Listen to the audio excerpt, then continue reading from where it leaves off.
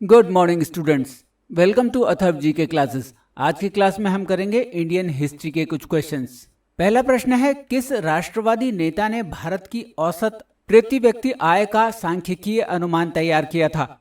उत्तर है दादा भाई नौरोजी ने। उन्हें ड्रेन थ्योरी का श्रेय दिया जाता है क्योंकि उन्होंने भारत के शुद्ध राष्ट्रीय लाभ और उपनिवेशीकरण का देश पर पड़ने वाले प्रभाव का अनुमान लगाने का निर्णय लिया था। वो poverty and un British rule in India के लेखक भी थे। अगला प्रश्न है, गुलामगिरी नामक पुस्तक किसने लिखी थी? उत्तर है ज्योतिबा फुले ने। फुले का लक्ष्य जाति व्यवस्था और सामाजिक आर्थिक असमानताओं का पूर्ण उन्मूलन था। उन्होंने सत्यशोधक समाज नामक संगठन की स्थापना की।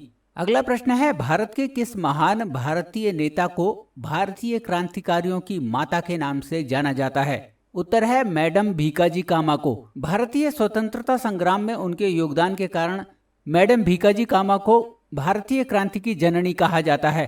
वो जर्मनी के स्टटगार्ड में भारतीय तिरंगा फहराने वाली पहली महिला थी। अगला प्रश्न है, 1857 के विद्रोह के दौरान अंग्रेजों के विरुद्ध जिहाद का प्रचार किसने किया था? उत्तर है फैजाबाद के मौलवी अहमदुल्ला शाह ने।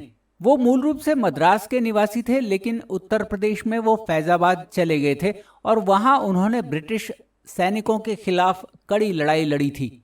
अगला प्रश्न है, 1857 का विद्रोह किस कवि ने देखा था? उत्तर है मिर्जा गालिब ने। जब 1857 का विद्रोह अपने चरम पर था, तब मिर्जा गालिब दिल्ली में थे।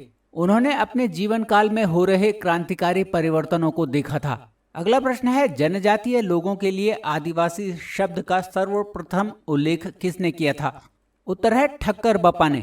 अमृतलाल विठल दास ठक्कर, जिन्हें ठक्कर बापा के नाम से जाना जाता है, वो भारतीय सामाजिक कार्यकर्ता थे जिन्होंने गुजरात में आदिवासी लोगों के उत्थान के लिए काम किया था। उन्होंने 1914 में गोपाल कृष्ण गोखले द्वारा स्थापित servant of India society join की थी और 1922 में उन्होंने भील सेवा मंडल की स्थापना की थी। बाद में वो 1932 में महात्मा गांधी द्वारा स्थापित हरिजन सेवक संघ के महासचिव बने और उन्हीं की पहल पर भारतीय आदिम जाति सेवक संघ की स्थापना हुई थी। अगला प्रश्न है, ढाका में अनुशीलन समिति की स्थापना किसने की थी? उत्तर है पुलिन बिहारी दास ने। पुलिन बिहारी दास भारत के एक क्रांतिकारी थे और उन्हें ढाका कॉन्स्पिरेसी केस में इन्वॉल्व पाया गया था। अपनी क्रांतिकारी गतिविधियों के कारण उन्हें उम्र कैद की सजा देकर कालापानी भेज दिया गया था।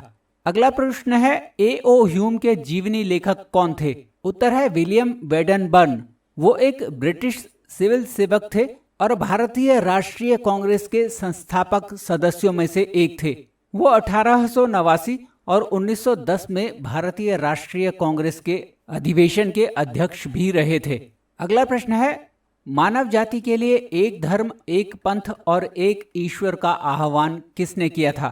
उत्तर है केरल में श्री नारायण गुरु ने ऊंची जातियों के वर्चस्व के खिलाफ आजीवन संघर्ष किया और उन्होंने मानव जाति के लिए एक धर्म, एक जाति, एक ईश्वर का नारा दिया था। अगला प्रश्न है, भारत में प्रथम महिला विश्वविद्यालय की स्थापना किसने की थी? उत्तर है डी.के. कर्वे ने।